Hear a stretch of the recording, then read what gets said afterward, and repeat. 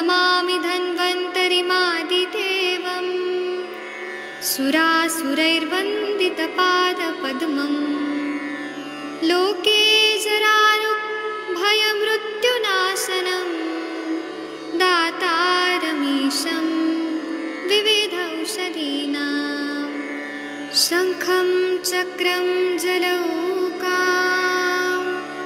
दधतं मृतघटं चारुदोर्भिश्चतुर्भिः सूक्ष्मस्वच्छातिहृद्यं शुकपरिविलसन् मौलिमम्भोजनेत्रम् कालाम्भोदोज्ज्वलाङ्गं कटितटविलसच्चारुपीताम्बराढ्यं वन्दे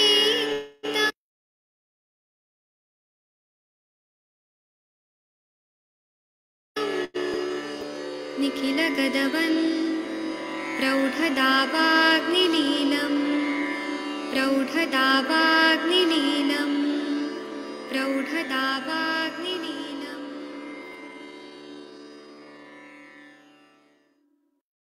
प्रणाम सभी लोग को। मैं वैद्य अरविंद पाठक आप सभी लोग का स्वागत करता हूं। सभी लोग को कोटि कोटि प्रणाम करता हूं। आइए आज हम लोग मेल इनफर्टिलिटी की आयुर्वेदिक चिकित्सा यह विषय पे हम लोग बात करेंगे। आप सबके सब भारत के सर्वश्रेष्ठ चिकित्सक लोग हैं, सभी को मैं प्रणाम करता हूं। आप लोग के स्क्रीन पे ये दिख रहा है, मेल इनफर्टिलिटी आजकल बहुत ज्यादा बढ़ रहा है, तो इस पे हमें चर्चा करना चाहिए क्योंकि इसका डिमांड है बहुत ज्यादा।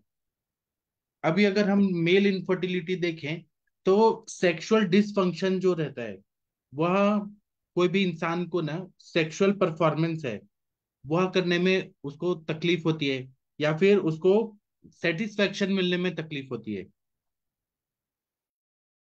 या फिर पे उसको कुछ ना कुछ तक होती है जिससे वो कठिनाई होती है जो वो कर नहीं पाता है। और इसमें क्या होता है कि मॉडर्न डॉक्टर्स ने ऐसा रिसर्च करके बताया कि अगर सेक्सुअल रेस्पॉन्स साइकिल होता है तो उसमें 4 फेजेस होते हैं। एक में एक्साइटमेंट होता है, दूसरा प्लेट्यू होता है, प्लेट्यू और ऑर्गेजम और रिजोल्यूशन। पहला जब एक्साइटमेंट होता है तो पुरुष को बहुत ज्यादा एक्साइटमेंट आ रहा है, मतलब उत्तेजना आती है बहुत ज्यादा। फिर यही ज्यादा देर तक रहता है तो प्लेट्यू टाइप टाइप का वो फेज होता है। फिर जब वो इजैकुलेट होता है तो ऑर्गेजम होता है और फिर उसके बाद में रेजोल्यूशन, उसको समाधान मिलता है। उस टाइम 4 स्टेजेस रहते हैं। लेकिन अगर यही 4 फेजेस नहीं हो पा रहे हैं तो उसका कारण क्या है, हेतु निकालना पड़ता है। तो उसके फिजिकल कॉजेज कुछ कुछ होते हैं, जैसे कि डायबिटीज अगर होगा किसी को तो वो सेक्सुअल डिसफंक्शन उसका प्रॉपर नहीं हो पाएगा, या कार्डियोवेस्कुलर डिजीजेस होंगे, हार्ट से रिलेटेड कोई भी बीमारी होगी तो वो नहीं हो पाएगा, या ब्रेन से रिलेटेड प्रॉब्लम होंगे, न्यूरोलॉजिकल डिसऑर्डर होंगे तो नहीं हो पाएगा। हार्मोनल इम्बैलेंस होगा, टेस्टोस्टेरोन लेवल उसका या एड्रिनलिन लेवल उसका विकृत हो गया, टीएसएच बढ़ा होगा, T3 T4 बढ़ा होगा तो या कम होगा, तो हार्मोनल इम्बैलेंस होने की वजह से भी ऐसा प्रॉब्लम हो सकता है। या क्रॉनिक डिजीज होता है जैसे कि किडनी फेलियर, सीकेडी में पेशेंट होगा क्रॉनिक किडनी डिजीज, या लिवर फेलियर होगा, या अल्कोहलिज्म का हिस्ट्री है, या ड्रग एब्यूज है, उसके वजह से भी मेल इनफर्टिलिटी होता है। कुछ मेडिसिन जो रहती है एंटी डिप्रेसेंट ड्रग्स बहुत ज्यादा मॉडर्न डॉक्टर्स दे रहे हैं आजकल क्योंकि डिप्रेशन बहुत ज्यादा आ रहा है। डिप्रेशन को रोकने वाली दवाइयां हैं, वह खाने से भी सेक्सुअली डिसफंक्शनल हो जाता है बॉडी। उसी तरह से साइकोलॉजिकल कॉजेज होता है कि वर्क रिलेटेड स्ट्रेस होगा या एंजाइटी होगा। पेशेंट बहुत ज्यादा हमारा बहुत ज्यादा बेचैन है, व्याकुल है, काम के उससे स्ट्रेस में है, या फिर उसको कंसर्न है कि सेक्सुअल परफॉर्मेंस जो है वो कर पाएगा कि नहीं कर पाएगा, इसके वजह से उसको बहुत टेंशन रहती है। और जो वीडियो वगैरह में दिखाया जाता है ना कि कोई भी वो परफॉर्मेंस कर रहा है तो उसमें बहुत देर देर तक कर रहा है, वो सब कृत्रिम होता है। एक्चुअल में इंसान नॉर्मल होता है लेकिन वो देखने की वजह से दिमाग में ऐसा असर होता है कि इतना देर तक 1 1 घंटा 2 2 घंटा परफॉर्मेंस हो नहीं पा रहा है, इरेक्शन नहीं हो पा रहे, तो वो सब कृत्रिम है। वो सब वो कुछ दवाई लगा के इंजेक्शन लगा के वो तो चलाने के लिए चलाया जाता है, मतलब वीडियो को बेचने के लिए, व्यापार के लिए वो सब रहता है असली में। लेकिन इंसान डर जाता है कि सेक्सुअल परफॉर्मेंस कर पाएगा कि नहीं कर पाएगा। या फिर किसी को मैरिटल या रिलेशनशिप प्रॉब्लम्स है, हस्बैंड वाइफ का विचार नहीं मिल रहा है, कंपैटिबिलिटी नहीं हो पा रहा है। पहले के जमाने में ऐसा नहीं होता था। पहले जमाना कुछ अलग था, आज का जमाना कुछ अलग है, समय बदल गया है। पहले घूंघट प्रथा थी, तो कोई भी लड़की का विवाह माता पिता कर देते थे, बड़े बुजुर्ग करते थे, तो वो लड़की वहां एडजस्ट करती थी। भले पति वैसा ना मिले जिसको चाहिए वैसा, लेकिन वो पति परमेश्वर होता था।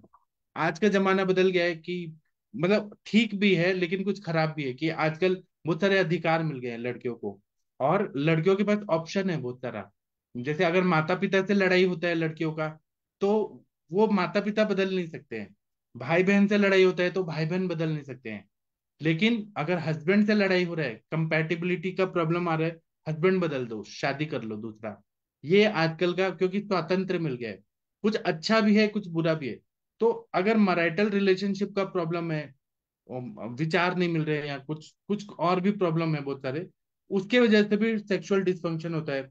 या डिप्रेशन अगर है, उसके वजह से भी मेल इनफर्टिलिटी हो रहा है। फीलिंग ऑफ गिल्ट, अगर वो करने के बाद उसका तुरंत ही निकल जा रहा है, तो उसकी वाइफ उसको कुछ तो ऐसे बातें बोलती है जिससे उसको गिल्ट फील हो रहा है। या फिर उसका शुक्राणु जो है वो बहुत कम है, या फिर वो प्री मैच्योर इजैकुलेशन हो रहा है, पानी जैसा है, तो उसको गिल्ट फील होता है, इसलिए भी वो सेक्सुअली डिसफंक्शनल हो जाता है। या फिर उसको पास्ट में कुछ सेक्सुअल ट्रॉमा मिला हुआ है अपनी गर्लफ्रेंड के साथ, या किसी ना किसी वजह से। वो भी मेल इनफर्टिलिटी या क्लैब्यता जो बोलेंगे, वो असली में नपुंसक नहीं है, इसको हम क्लैब्यता बोलेंगे, मानसिक क्लैब्यता है उसको। और क्या हो सकता है, तो इजैकुलेशन का डिसऑर्डर हो सकता है, इजैकुलेट नहीं हो रहा है, या फिर मतलब प्री मैच्योर इजैकुलेट हो रहा है, या डिलेड या इम्पेयर्ड इजैकुलेशन हो रहा है, या रेट्रोग्रेड इजैकुलेशन हो, ये सब हम बात करेंगे। या फिर इरेक्टाइल डिसफंक्शन है, इरेक्शन ही नहीं हो पा रहा है। या फिर सेक्सुअल डिजायर डिजायर का डिसऑर्डर है, मतलब रिड्यूस लिबिडो, इच्छा ही नहीं हो रही है, ऐसा भी हो सकता है। तो इसके लिए हम लोग डायग्नोसिस जब करते हैं, तो पैथोलॉजिकल टेस्ट में हमें तो पहले तो हार्मोनल लेवल कितना है वो पहले चेक करना पड़ता है। उसके बाद में पेनिस में जो लिंग है, पुरुष का लिंग है, उसमें वेस्कुलर असेसमेंट करना पड़ता है कि ब्लड फ्लो कैसा हो रहा है कैसा नहीं हो रहा है। अगर ब्लॉकेज है तो उसके वजह से भी स्त्रोतोरजन्य संप्राप्ति है, तो उसके वजह से इरेक्टाइल डिसफंक्शन हो सकता है। अपान वायु की दृष्टि हम बोल सकते हैं। और मल मूत्र का वेग का अवरोध हो रहा है बहुत दिनों से, वो कारण हो सकता है। उसी तरह से डायबिटिक न्यूरोपैथी अगर है, तो उसके लिए सेंसरी टेस्टिंग करते हैं, नर्व डैमेज हो गया है क्या वो देखना पड़ता है। नर्व का जो स्ट्रेंथ है वो सेंसरी टेस्टिंग मेजर से हमें देखना पड़ता है कि नर्व का इम्पल्स ठीक से हो पा रहा है कि नहीं हो रहा है। तो नर्वस कंडक्शन टेस्ट जो रहता है, स्क्रीनिंग, नर्वस कंडक्शन स्क्रीनिंग, वो उससे पता चलता है कि डायबिटिक पेशेंट है, उसको नर्व डैमेज है क्या, न्यूरोपैथी है क्या, वो हमें पता चलता है। इसी तरह से उसको रात को जो पेनाइल, ये जो रहता है, मतलब इरेक्शन हो रहा है कि नहीं, रिजिडिटी टेस्टिंग, स्लीप के टाइम पे हो रहा है कि नहीं हो रहा है, जो नेचुरली सभी को होता है। तो अगर इरेक्टाइल प्रॉब्लम है, फिजिकल या साइकोलॉजिकल प्रॉब्लम है, तो मतलब नींद में उसका इरेक्शन हो रहा है कि नहीं, वो एक चेक होता है। वो सब करके हमें मेल इनफर्टिलिटी का थोड़ा हेतु मिल जाता है। उसी तरह से अगर क्षार का सेवन ज्यादा कर रहा है, अम्ल का सेवन ज्यादा कर रहा है, कटु रस का सेवन ज्यादा कर रहा है, और पर्युषित अन्न का सेवन कर रहा है, विरुद्ध आहार का सेवन कर रहा है, या फिर शुक्रवे का विरोध कर रहा है, ये और भी बहुत सारे कारण होते हैं जो मतलब सेक्सुअली डिसफंक्शनल करते हैं। या फिर अजोस्पर्मिया, ओलिगोस्पर्मिया, अस्पर्मिया, ऐसे भी कारण होते हैं जिसकी वजह से इनफर्टिलिटी होती है। कभी कभी स्पर्म निकल रहा है लेकिन उसको ये होता है, मतलब शुक्राणुओं की कमी होती है, सीमेन निकल रहा है लेकिन शुक्राणु कम है, वह भी इनफर्टिलिटी का कारण हो सकता है। मॉर्फोलॉजिकल कुछ प्रॉब्लम हो सकती है, वो भी हो सकता है। अभी इन्हीं सब पे हम लोग बात करेंगे। आप लोग क्या सोचते हैं मेल इनफर्टिलिटी पे, थोड़ा चर्चा कर लेंगे तो और मजा आएगा। आप लोग कुछ बोलिए please. Doctor Arvind Saxena sir, आप कुछ बोलना चाहेंगे मेल इनफर्टिलिटी पे? जितेंद्र जी कुछ बोलिए प्लीज। सर मैं बोलता हूँ, नमस्कार सर, सबको मेरा आपका नाम सर? नमस्कार। जी सर, बोलिए बोलिए सर। शुक्र शुक्र जो है, हाँ आवाज आ रही नहीं सर? आ रही है सर, हेलो। आ रही है। हाँ हाँ जी सर। शुक्र शुक्र जो है धातुओं के सार, मतलब रस रक्त मांस में अस्थि मज्जा के बाद जब शुक्र बनता है, मतलब सबसे ज्यादा जो पुष्ट है धातु है वो शुक्र माना गया है। और शुक्र से ही ओज को समकक्ष माना गया। जिसके शरीर में शुक्र है उसका शरीर का ओज, मतलब उसके शरीर की व्याधि की जो है लड़ने की क्षमता उसकी अच्छी है। शुक्र क्या होता है? शुक्र जो होता है, शुक्रम शुक्लम गुरु स्निग्ध मधुरम बहलम बहु। मतलब शुक्र जो होता है, शुक्ल सफेद होता है, गुरु होता है, स्निग्ध होता है, मधुर होता है, बहलम बहु, घृत माक्षिक तैलावम। इस तरीके की जो है मतलब घृत की तरह, माक्षिक की तरह कुछ जगह पे जो है माक्षिक जो बनता है वो भी जो है शुक्र के संपर्क बनता है, जब पहाड़ों में। और तेल, अब ये जो है तेल की तरह होता है। तो अब ये जो है शुक्र जो है वो जब भी हो रहा है तो वो पुष्टता तभी होगी जब सारी धातुएं पुष्ट होंगी या आहार भी शुक्रवर्धक होगा। शुक्र प्रवृत्ति के भी जो है 8 कारण बोले गए हैं। हर्ष, सर तर्ष, सरत्वत, मतलब इरेक्शन होना, सरलता होना, पैच्छिलता होना, गौरवाद अपी। तो ये और मतलब जब भी आप इंटरकोर्स ही नहीं है, मतलब शुक्र प्रवृत्ति का, आपके मन में विचार भी आ रहे हैं, आपके मन में भावना भी हो रही है, आप बातें कर रहे हैं, आपके मन में, आप बगल में बैठे हैं, तो ये भी एक सुख प्रवृत्ति का जो कई लोगों में बैठे हुए टेम्पो में बैठे हैं, टैक्सी में बैठे हैं, तो उनका सुख का स्खलन हो जाता है। मतलब वो जो है केवल इंटरकोर्स से संबंधित नहीं है। और उसके साथ साथ कई लोगों का योनि के अलावा भी जो होता है गुद मैथुन होता है, हस्त मैथुन होता है। और कुसंग बस जो है कई कई बार सुनने में आता है, जानवरों का भी जो है इस्तेमाल होता है, जो उसकी वजह से जो शुक्र की स्खलन होता है। और वो जो शुक्र की वजह से स्खलन हुआ, ओज का की ह्रास हुआ, उससे शरीर में वीकनेस आ जाती है। और शुक्र धातु के क्षय के लिए बोला भी गया है, जिसके शरीर का शुक्र क्षय हो जाता है वो फिर मृत्यु के बहुत नजदीक पहुंच जाता है। इसमें जो आज की डेट में जो मिलता है वो सबसे ज्यादा मिलता है, जो जैसे सर आपने बताया डायबिटिक पेशेंट में, जो डायबिटिक पेशेंट में न्यूरोपैथी होती है और उसमें कॉन्स्टिपेशन होता है, तो लॉस ऑफ लिबिडो सबसे पहला जो स्टार्टिंग होती है, आजकल बहुत कॉमन हो गया है। कॉन्स्टिपेशन रहना, मल विबंध, अग्नि मान रहना, जिसकी वजह से आपका अग्नि न पीड़ित हो तो उसकी वजह से ध्वज भंग होना, ध्वज भंग होना, या गदोद्वेग भी इसमें एक बहुत बड़ा का होता है। अपने मिथ्या कल्पना की दुनिया में, मिथ्या काल्पनिक मतलब अपने मन में जो है विचार रखना। और कई बार प्रतिशाय वगैरह या जो अतिसार वगैरह या सिर मतलब अजीर्ण वगैरह इस तरीके का जो कई बार ऐसा होता है, जिसकी वजह से भी शुक्र का निर्माण ठीक से नहीं होता है। वो आहार का बहुत बड़ा कारण होता है, टेंशन का बहुत बड़ा कारण होता है, बीपी बहुत बड़ा कारण होता है, जो आजकल बहुत कॉमन है। इस तरीके से शुक्र को सारे धातुओं का सार या सबसे ज्यादा जो भी धातु है, और उसके साथ में ओज को उन्होंने लिंक करके शुक्र को विशेष स्थान दिया है सर। Right sir. जी ठीक है, डॉक्टर जितेंद्र जी आप कुछ बोलना चाहेंगे? सर प्रणाम सर। हाँ। सर बहुत अच्छा बताया आपने और अरविंद सर ने, जो शास्त्रों में भी शुक्र के बारे में कहा गया है कि शुद्ध शुक्र का लक्षण क्या होता है। स्फटिकावम द्रवम स्निग्धम मधुरम मधुगंधि च शुक्रम इच्छन्ति केचितु तैल खोद्रम निभम तथा। जो ठीक शुक्र, उन समय पर तो माइक्रोस्कोप नहीं था। तो जो हमारे आचार्यों ने बोला है कि जो मधुर होता है और वो मधु के जैसा गंध वाला होता है, मक्खन जैसा होता है, वो ही शुद्ध शुक्र होता है। तो इसलिए हम देखेंगे, जो सर आपने भी बताया कि ये जो लैक ऑफ लिबिडो बहुत कारणों से भी हो सकता है। तो पैथोलॉजिकल फिजियोलॉजिकल काज भी जो है और मेंटल काज भी वहाँ में भी रहता है। जो ये किसी व्याधि के रूप में, किसी व्याधि का भी ये भी एक लक्षण हो सकता है। जैसे कि सर ने अभी बताया, डायबिटीज में जो डायबिटिक न्यूरोपैथी ज्यादा होता है।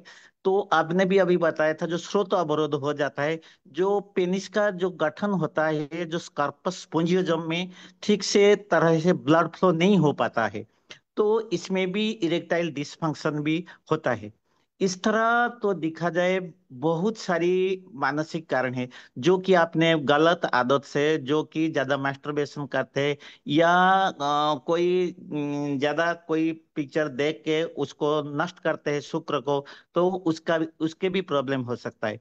और वो कभी कभी माल न्यूट्रिशनल प्रॉब्लम में, जो भी अभी सर ने बताया कि रसत रक्त तत मांस मांसन मेद तत अस्ति च अस्तो न मज तत शुक्रम शुक्रात गर्भ प्रसादजः। जो कि आहार रस से रक्त मांस मेद अस्थि मज्जा और शुक्र ही बनता है। जो भी वृक्ष कारक आहार भी लेना चाहिए, जो कि हमारा चरक संहिता ने में भी बताया गया है कि कैसे वृक्ष कारक आहार कैसा होता है। जो भी बोला गया है कि अबाजिनम बाजिनम कुर्वन्ति इति बाजीकरणम। तो बाजीकारक जो कि अपत्य संतानकरम दत् सद्य संप्रहसनम बाजी बाति बड़ोजन जाति प्रतिहत स्त्रिय भवन्ति अतिप्रिय स्त्रीणां जेन जेन पच्यते जिज्यते अपख्य शुक्रम फलवत् जेन दृश्यते प्रभुत्र शाखा साखिव जेन चत्य जथा महान भवत्यर्च बहुमत प्रजानम बहुप्रजः संतानमूलम जनः प्रत्यचान्यं तमस्नुते जसा श्रियं बलं पुष्टिं बाजीकरण में तत्। जो व्यक्ति भी 80 साल तक भी वो भी बाजीकारक हो सकता है। जो भी इसी प्रकार दवाई का, इस प्रकार औषधि और खाद्य का भी सेवन करता है, जो बताया गया है चरक संहिता में, वो अश्व जैसा भी ही ताकत वाला हो सकता है। सर ये तो बहुत बड़ा टॉपिक है, और भी ज्यादातर लोग ही भी आयुर्वेदिक डॉक्टर के पास इसके इलाज के लिए ही आते हैं। तो अब बहुत बढ़िया टॉपिक आपने चुना है सर, और आगे बताइए। फिर हमको कुछ सीखने को मिलेगा। Thank you sir. अभी जो है ना, इजैकुलेशन डिसऑर्डर जो होता है, इस पे हम बात करेंगे। ये बहुत बड़ा टॉपिक है ये, मेल इनफर्टिलिटी। इस पे स्पर्म काउंट, स्पर्म मोटिलिटी, बहुत कुछ आता है, लेकिन आज अभी हम इजैकुलेशन डिसऑर्डर्स पे बात करेंगे। तो इजैकुलेशन डिसऑर्डर मतलब वो जब निकलता है प्रक्रिया, उसमें या तो प्री मैच्योर अगर हो गया, जल्दी निकल गया, या बहुत देर से निकल गया, या फिर टेढ़ा मेढ़ा होने की वजह से कभी भी निकल रहा है कभी भी नहीं आ रहा है, उस पे बात करेंगे। तो शुक्रगत वात ऐसा होता है, वहां पे ऐसा बोलते हैं कि वायु जो है, वायु का प्रकोप हो गया है, शुक्रगत वात होता है, जिसके वजह से या तो जल्दी निकल जाएगा या फिर लेट निकल जाएगा, ऐसा प्रॉब्लम होता है। तो क्षिप्रम मुंचति बदनाति शुक्रम गर्भम अथ अपीच अपीवा। चरक चिकित्सा स्थान 28 में इसके बारे में बताया कि जल्दी निकलता है या फिर बंधा हुआ निकलता है या लेट निकलता है। इसको हम शुक्रगत वात, जो वात व्याधि में जो बताया शुक्रगत वात, उसमें ये बताया है। तो यहाँ पे गतिशीलता जो चलत्व गुण है वायु का, वो बढ़ जाता है। और उसमें 3 कारण होते हैं। या तो वायु का चल गुण बढ़ गया है, शुक्र में चल गुण बढ़ गया, असली में अपान वायु ही लेके जा रही है शुक्र को, और मन भी बहुत विचलित है, उसकी वजह से ये प्रॉब्लम होता है।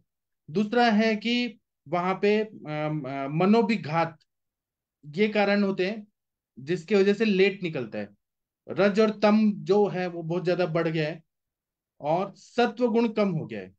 तो मतलब उसकी वजह से जो कंट्रोलिंग पावर है, शुक्र को रोकने का और निकालने का, वो विकृत हो गया है।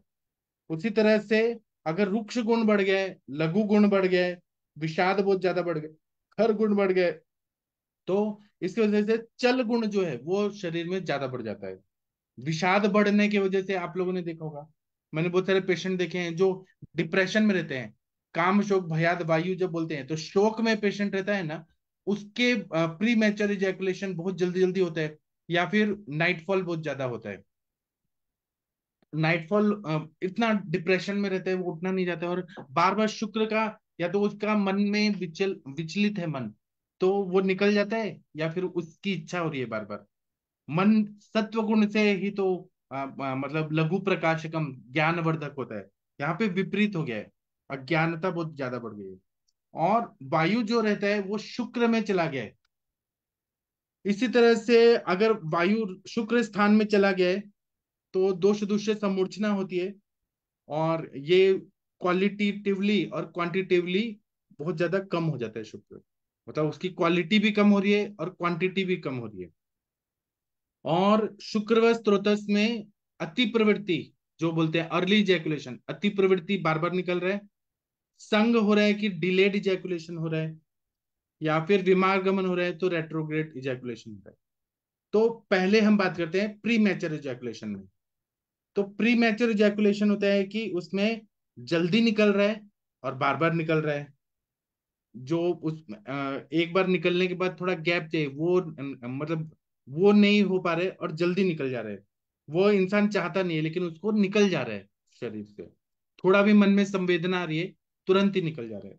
इसका कारण क्या होता है कि सिंपैथेटिक नर्वस सिस्टम में कुछ ना कुछ ये हो गया है, इंजुरी हो गया है, सर्जरी हो गया है, एब्डोमिनल एओर्टिक एन्यूरिज्म हो गया है, उसकी वजह से हो सकता है। पेल्विक फ्रैक्चर हो गया है, उसकी वजह से हो सकता है। प्रोस्टैटिक हाइपरट्रॉफी हो गया, या प्रोस्टैटिक्स हो गया, प्रोस्टेटाइटिस हो गया, प्रोस्टेट ग्लैंड का इन्फ्लेमेशन हो गया, उसकी वजह से हो सकता है। या यूरेथ्रा में इन्फ्लेमेशन है, यूरेथ्राइटिस, या डायबिटीज है, इसकी वजह से हो सकता है। आर्टेरियोस्क्लेरोसिस हो गया है, उसकी वजह से हो सकता है। कार्डियोवेस्कुलर डिजीज है, उसकी वजह से प्रीमैच्योर इजैकुलेशन हो सकता है। या लोकल जेनिटो यूरिनरी डिजीज हो सकता है। लोकल सेंसरी इंपेयरमेंट हो सकता है। या फिर ब्लड लेवल ज्यादा, एचबी ज्यादा है तो पॉलीसाइथेमिया वेरा वो हो सकता है। पॉलीन्यूराइटिस हो सकता है। एबनॉर्मल हार्मोनल लेवल कारण हो सकते हैं। एबनॉर्मल ब्रेन केमिकल जो रहते हैं न्यूरो वो एबनॉर्मल है, उसकी वजह से हो सकते हैं। दूसरा क्या है कि इरेक्टाइल डिसफंक्शन, इरेक्शन जो है वो अगर, इरेक्शन जिसको हम बोलते हैं कि ध्वज भंग है, तो बहुत ज्यादा इरेक्शन लाने में जो बहुत ज्यादा डर जाते हैं, घबरा जाते हैं प्रॉपर इजैकुलेशन लाने में, तो वो जब जाते हैं अपनी वाइफ के साथ करने के लिए, तो उनका जल्दी निकल जाता है, क्योंकि उनको डर लगता है कि हमारा लूज ना पड़ जाए। ऐसा नहीं है कि पूरा बंदी हो गया है, उनका होता है इरेक्टाइल डिसफंक्शन, लेकिन एक साइकोलॉजिकल कारण होता है कि वो जल्दी लूज पड़ जाएगा निकलने के बाद। और कुछ लोगों को एंजाइटी होता है कि हम मतलब सेक्सुअल परफॉर्मेंस कर पाएंगे कि नहीं कर पाएंगे। कुछ लोगों को रिलेशनशिप में प्रॉब्लम होती है, तो इंटर पर्सनल इशू के वजह से जो पार्टनर है वो सपोर्ट नहीं करते हैं, इसके वजह से प्री मैच्योर इजैकुलेशन होता है जल्दी जल्दी। गिल्टी फीलिंग होता है, उसकी वजह से हो सकता है। और दूसरा क्या है कि life long pre mature ejaculation जब होता है, कि कोई भी इंसान को 1 मिनट के पहले अगर निकल गया, मतलब इरेक्शन हुआ और 1 मिनट के अंदर जल्दी निकल गया, वजाइना में गया भी नहीं और जल्दी निकल गया, ऐसे ही भी निकल गया, पैंट में ही निकल गया, तो इसको बोलते हैं प्री मैच्योर इजैकुलेशन। और कुछ वो जो नॉर्मली अगर सेक्सुअल परफॉर्मेंस कर रहे हैं इरेक्शन होने के बाद भी, वो मेंटेन नहीं रख पा रहे हैं इरेक्शन को, तो वो हो सकता है। या फिर स्ट्रेस है, फ्रस्ट्रेशन है, कोई लोग सेक्सुअल इंटीमेसी को दूर रखना चाह रहे हैं, उसकी वजह से हो सकता है। दूसरा क्या है कि एक सेकेंडरी प्रीमेच्योर इजैकुलेशन होता है, जिसमें एक बार हो गया, फिर दूसरा होने में बहुत टाइम लगता है, बहुत ज्यादा टाइम लगता है, या होता ही नहीं है ना। एक बार तो जल्दी निकल गया, पहली बार वन शॉट में निकल गया, उसके बाद हो ही नहीं रहा है, हो ही नहीं रहा है, हो ही नहीं रहा है, तो वो भी प्री मैच्योर इजैकुलेशन का कॉम्प्लिकेशन हो रहा है। आयुर्वेद के हिसाब से अगर देखिए तो शुक्रगत वात जो है, उसमें चल गुण की वृद्धि हो जाती है, शुक्र धातु की दुर्बलता हो जाती है, मनोविघात, ये कारण हो सकता है। तो चरक चिकित्सा स्थान दूसरा में जो चिकित्सा स्थान में वाजीकरण अध्याय है, उसमें चौथा पाद में 45 नंबर का श्लोक है। उसमें बताया गया है कि जब भी आप वाजीकरण करते हैं, वृक्ष दवाइयां दे रहे हैं, तो वृक्ष दवाइयां जो हैं वो फिजिकल और मेंटल स्ट्रेंथ को बढ़ाता है। और कुछ मेद्य द्रव्य भी दिए जाते हैं उसके मैनेजमेंट के लिए, तभी वो प्री मैच्योर इजैकुलेशन ठीक हो सकता है। और अपने आचार्य लोगों ने रिसर्च किया है पूरा, और हम लोगों के लिए दिया है। तो शुक्रगत वात होता है, शुक्र दौर्बल्यता होती है, वायु का चल गुण बढ़ा हुआ है। तो हमें एक तो धातु को बढ़ाना है, वायु का शमन करना है, स्त्रोतरोध को दूर करना है। तो आयुर्वेद के हिसाब से हम पंचकर्म वाली बस्तियां जो देते हैं, पंचकर्म में खासकर बस्तियां देते हैं तेल की, घी की, वो प्रयोग करनी चाहिए दीपन पाचन अनुलोमन करके। और द्रव्य जो देते हैं वो वृष्य, बल्य, वातहर, मेध्य और शुक्र स्तंभक। शुक्र स्तंभक का मतलब ये है कि शुक्र पानी जैसा हो गया है ना, वो थोड़ा रुके शरीर में और उसमें स्तंभन की क्रिया हो और गाढ़ा हो वो, तुरंत ही ना निकले। तो पहले तो अग्नि दीपन पाचन स्त्रोतोशोधन करते हैं, फिर उसके बाद में हम वाजीकरण औषधियां देते हैं। और आयुर्वेद ग्रेट साइंस है जो इस पे 4 चैप्टर लिखे हैं, मतलब एक अध्याय में 4 पाद लिखे हैं, पूरा डीप में बताया गया है। और उसमें ये बोला है कि स्त्री जो है वो वाजीकरण में सबसे श्रेष्ठ है। स्त्री का स्पर्श, स्त्री को देखना, स्त्री का आलिंगन, हर चीज में स्त्री से सबसे जल्दी शुक्र उत्पत्ति होती है। शुक्र निकलता भी है वो अलग बात है, लेकिन शुक्र उत्पत्ति होना, हार्मोन जल्दी जल्दी सिक्रीट होना, वह भी श्रेष्ठ बाजीगर स्त्री को बोला गया है। तो इसमें हम लोग क्या क्या दवाइयां दे सकते हैं, तो चूर्ण में अगर देखें तो अकर कराबादी चूर्ण देते हैं, प्री मैच्योरल इजैकुलेशन में बहुत अच्छा फायदा होता है। 5-5 ग्राम सुबह शाम शहद के साथ खाने के बाद देते हैं। फिर यष्टि मधु चूर्ण है, वो वृक्ष बताया है, और वो हर तरह से वहां पे वायु का भी शमन करता है, तीनों दोषों का शमन करता है, पित्त का भी शमन करता है।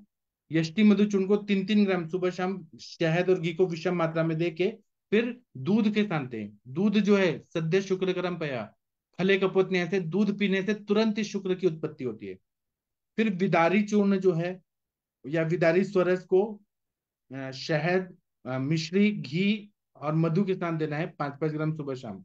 जैसे जाति फल का चूर्ण है, 3-3 ग्राम सुबह शाम देना है। अश्वगंधा चूर्ण है, 5-5 ग्राम सुबह शाम देना है। जाति फल का जो चूर्ण है वो शुक्र का स्तंभन करता है, प्री मैच्योर इजैकुलेशन में बहुत अच्छा फायदा करता है।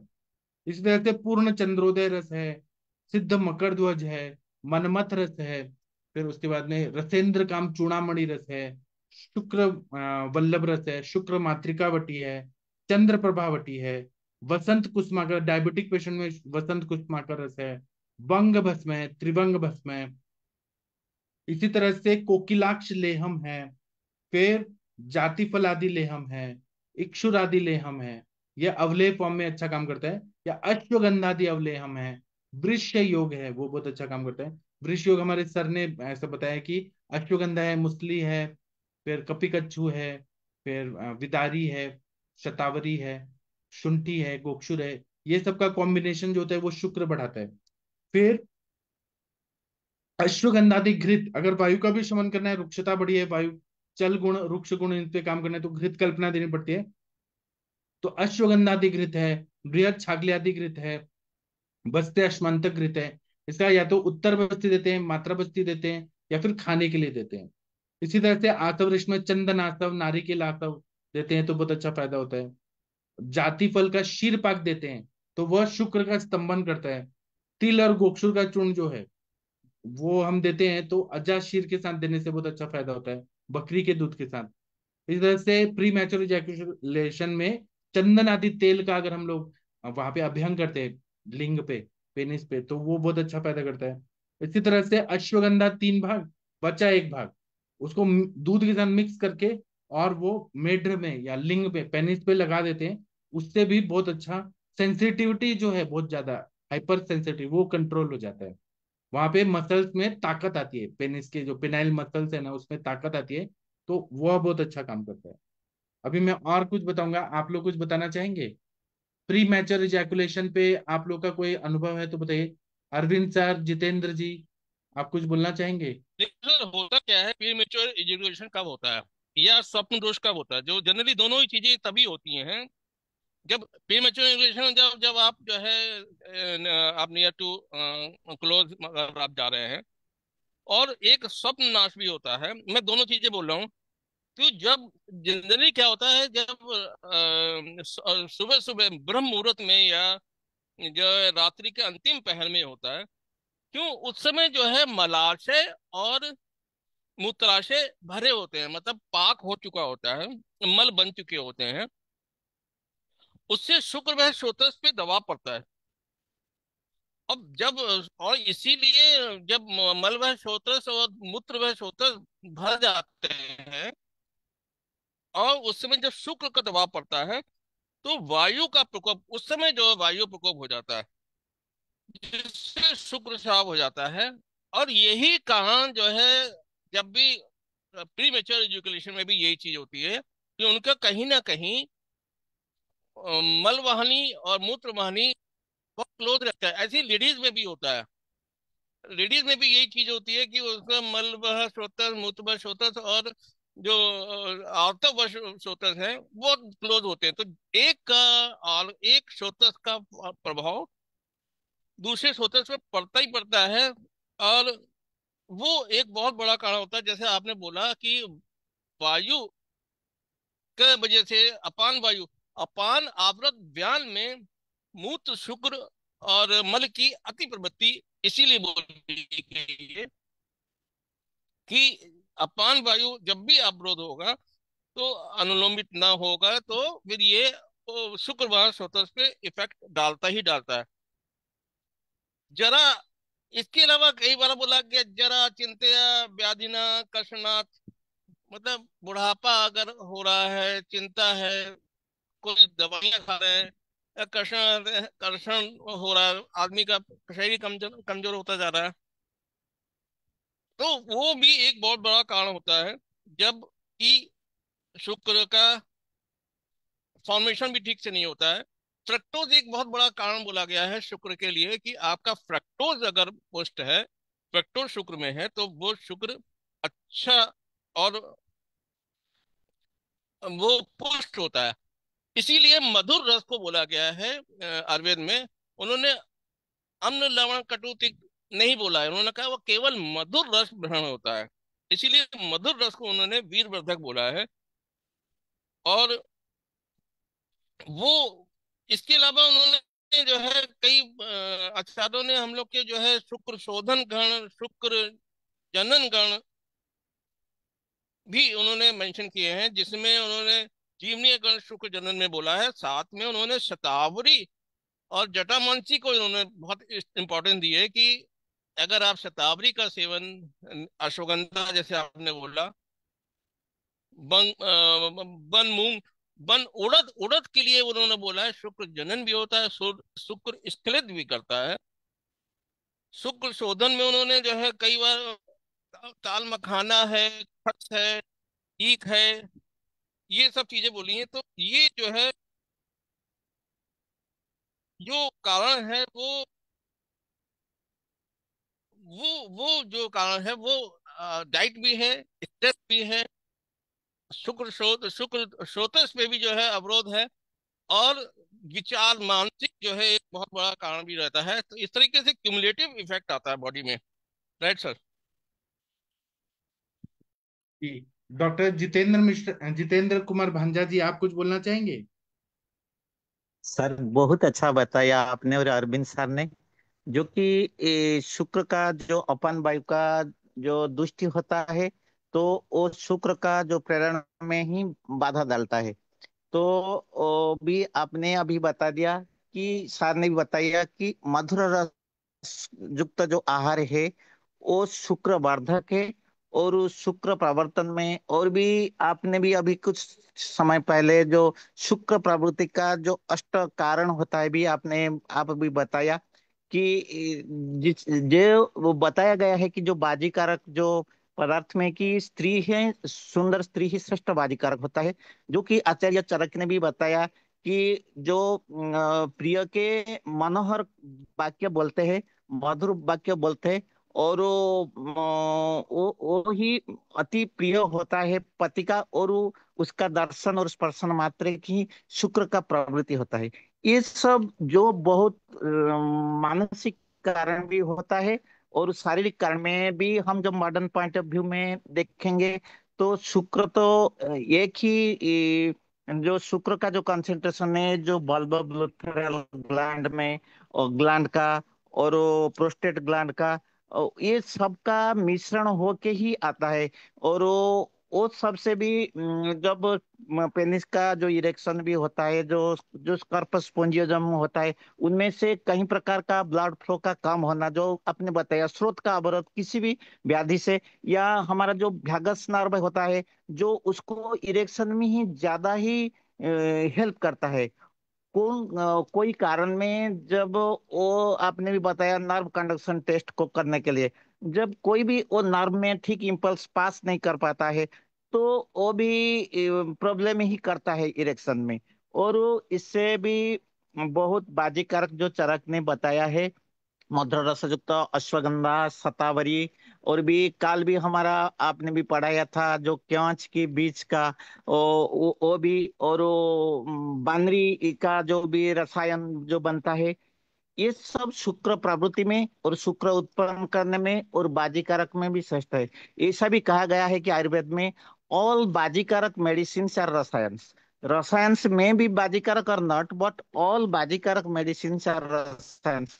सो जो नित्य स्त्री सेवन करना चाहता है तो उनको बाजीकारक आहार विहार करना चाहिए, मन को प्रसन्न रखना चाहिए, और कोई चिंता शोक भय से भी दूर रहना चाहिए। इतना ही सर बताऊंगा। जी, आपने बहुत अच्छा बताया। मैं कुछ योग बताता हूँ, फिर हम रुकेंगे, इस पर हम बाद में और बात करेंगे। अगर किसी को एंग्जाइटी है बहुत ज्यादा, प्री मैच्योर इजैकुलेशन हो रहा है और एंग्जाइटी है, तो प्रॉपर काउंसलिंग करना पड़ता है हस्बैंड वाइफ दोनों को। ये कोई मतलब जब ये परफॉर्मेंस का प्रॉब्लम हो रहा है, प्री मैच्योर इजैकुलेशन हो रहा है, तो ऐसा तो है नहीं कि मेडल लेने के लिए वो जा रहे हैं कि फर्स्ट आना है। आराम से हो, नहीं हो, उसमें कोई प्रॉब्लम नहीं है। ना हस्बैंड को तकलीफ होनी चाहिए, ना वाइफ को तकलीफ होनी चाहिए।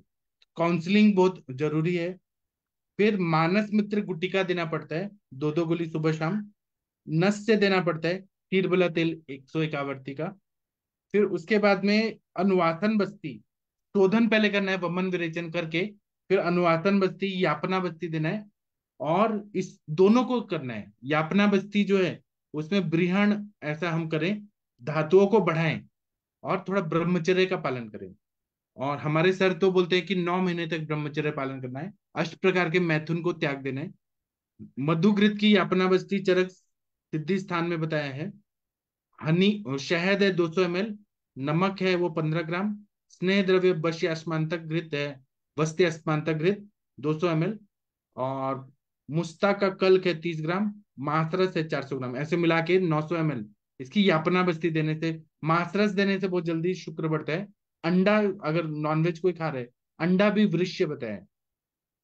वाजीकरण औषधियों को भी देना जरूरी होता है। और खाने पीने का बहुत ध्यान रखना पड़ता है। जो शाली षष्टिक है उसको घी के साथ, शहद के साथ, दूध के साथ और मिश्री के साथ खाने से शुक्र जल्दी बनता है। दही जो है, श्रीखंड अगर खाएं तो श्रीखंड, दही से बनाया हुआ श्रीखंड, या दही में चीनी डालें, शहद डालें, मरीच डालें, और सूक्ष्म एला डालें, इलायची डालें, उसके साथ खाएं तो बहुत अच्छा फायदा होता है। षष्टिक चावल और घी खाएं, वो बहुत अच्छा फायदा करता है। नॉनवेज खाने वाले मांस रस का प्रयोग करें, या उड़ीद का सेवन करें और घी का सेवन करें। और जो उड़ीद है उसको घी में करके उसका प्रयोग करें। उसी तरह से जो बकरे का जो अंडकोश होता है वो घी के साथ खाएं, और पिपली का खाएं और सेंधा नमक खाएं, तो उससे जल्दी जल्दी प्री मैच्योर इजैकुलेशन का प्रॉब्लम है वो ठीक हो जाता है। अभी और भी इस पे टॉपिक है, और भी बात कर सकते हैं। आप लोग कुछ बोलना चाहते हैं तो बोल सकते हैं। प्री मैच्योर इजैकुलेशन पे किसी को कुछ कहना है क्या? ये बहुत वास्ट टॉपिक है, एक लेक्चर में नहीं होगा, हम इस पे और बाद सर, में चर्चा करेंगे। कामनी विद रावण रस की कोई आदत तो नहीं पड़ सकती किसी को? किसकी किसकी? कामनी विद रावण रस। कामनी विद्रावण रस जो है, आदत नहीं। अगर जो वाजीकरण और रसायन किसके लिए बोला गया है? जो इंद्रियों पे कंट्रोल करने वाले हैं, जितेंद्रिय लोग हैं, उनके लिए ही बोला गया है। जो लोगों का इंद्रियों पे कंट्रोल नहीं है, उनके लिए तो हमें दवाई नहीं देना है। अभी मेरे पास कुछ ऐसे पेशेंट आए थे जो मतलब बड़े बड़े कंपनी के मालिक, वो मेरे से पहले एक बार तो आए, रोना धोना किया कि हमें ना दवाइयाँ दीजिए, हमें प्री मैच्योर इजैकुलेशन है, ये वो है। तो मैंने दवाई दिया, और उसको मतलब इंटरनल खाने के लिए भी दिया और लगाने के लिए भी दिया, वो मेरा जो ईडी ऑयल है वो दिया। फिर 2 दिन 3 दिन के बाद देखा तो वो अपनी गर्लफ्रेंड के साथ आ रहे हैं, एक्स्ट्रा मैरिटल अफेयर्स, 2 3 गर्लफ्रेंड के साथ आ रहे, फिर मांग रहे फिर। तो हम अनैतिक चीजों को बढ़ावा नहीं देंगे, हम डॉक्टर्स हैं, हमें व्यभिचार नहीं करना है समाज में। और जो अजितेंद्रिय लोग हैं उनको तो नहीं देना है, जितेंद्रिय लोगों के लिए देना है और धार्मिक कार्यों के लिए देना है। आप बोलेंगे हमें क्या लेना है, वो पाप कर रहे हैं तो पाप कर रहे हैं, लेकिन हम ऐसा चीजें क्यों दें कि हमारे वजह से किसी का घर गृहस्थी खराब हो। तो इसीलिए जितेंद्रिय लोगों को ही रसायन बाजीकरण देना है ना। उसमें भंगा भी होता है ना, तो वो कॉन्स्टिपेशन करता है, वो स्तंभन करता है। हेलो। जी। हाँ जी सर, सुन रहे जैसे हैं जी। हाँ, हमारे हमारे कामनी आयु विद्रावण दर्पण जो में है भी वो एक भंगा बच्चा आया पेशेंट था। होता है, तो वो कॉन्स्टिपेशन करता है, तो हाँ, वैसे तो बहुत बढ़िया इफेक्टिव दवाई है। बराबर। इसके अलावा एक बहुत बढ़िया जो है नुस्खा योग रत्नाकर में मिला था सर, बताऊं? हाँ, बताइए। पलांडु सोरस को, मतलब प्याज के सोरस को दूध में मिलाकर, और उसमें जो है चीनी, मधु और घृत मिलाकर अगर हाँ, मनुष्य को देते हैं तो वो मतलब बहुत ही अच्छा नुस्खा है। उन्होंने बोला कि वृद्ध सेवन करे तो युवा के समान हो जाता है। मतलब प्याज के रस में दूध, प्याज के रस को दूध में मिलाना है, और उस दूध में श्वेत शर्करा, मधु और घृत मिलाना है। और जमदग्नि सर का एक बार मैं लेक्चर सुना था, उन्होंने कहा था वन प्लांटू प्लस गुड़। हाँ, ये सही बात है। उन्होंने गुड़ के साथ में बोला था। और योग रत्नाकर में शकरा के साथ में है, लेकिन उसके साथ में मधु और घृत भी मिला के जो है कॉम्बिनेशन है। बाकी तो आपने बस्तांड का बोला ही है कि बस्तांड घृत का इस्तेमाल, और बस्तांड घृत को तिल के तेल में भावित कर, और उसको चाहे वो बस्ती दें चाहे वो खाने में इस्तेमाल करें। बाकी तो सर आप बांदी गुटखा आपने पढ़ाई थी, और बाकी मुसल्ले चूर्ण है, और गोचरू चूर्ण है, और शतावरी चूर्ण है। इवन एक नरसिंह चूर्ण करके आता है। सर एक और मदनानंद मोदक आते हैं जी। मदनानंद मोदक है। कामेश्वर रति मोदक। वल्लभ रस है। हाँ। कामनी विद्रावण के साथ में वीर वीर स्तंभन बटी है। वीर पुष्टिकर योग है। तो कॉम्बिनेशन तो सारे बहुत सारे आते हैं। जी। ओके ठीक सर। है।